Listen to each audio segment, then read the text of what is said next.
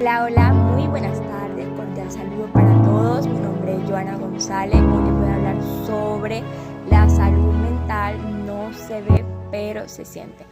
¿Cómo detectarla a tiempo?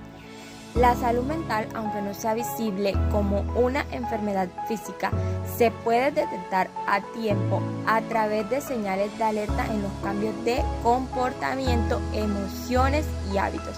Algunas señales pueden ser aislarse de los demás, dificultad para dormir, pérdida de interés.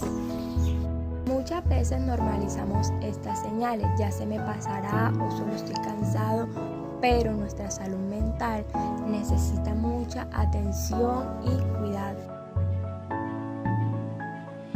Cuidar de nuestra salud es tan importante como cuidar de nuestro cuerpo.